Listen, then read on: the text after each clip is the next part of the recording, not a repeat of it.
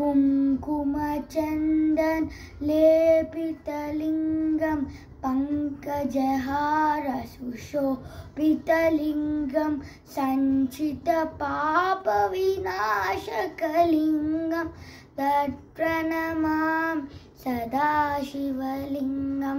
Meaning, I salute to the Shivalinga, which is beautifully decorated with kunkuma, chandana and garland, and which destroys the sins.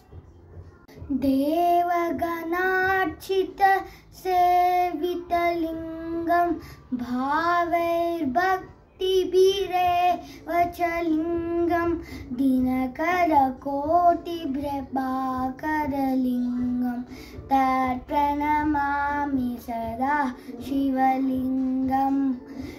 Meaning, I salute to Shivalinga, which is worshipped and served by group of devas and which has brightness of million suns.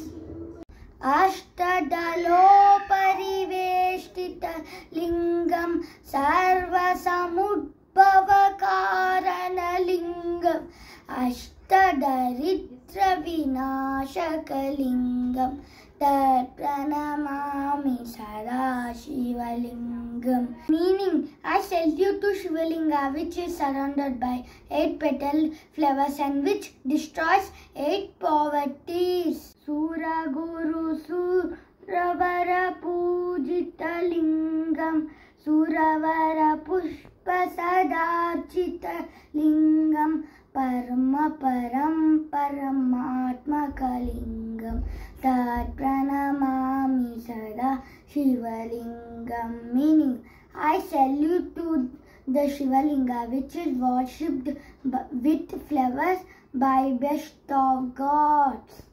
Lingashtakam idam punyam yah patel shiva sannidau shivaloka mahapnoti shivena saha modate. Thank you, friends.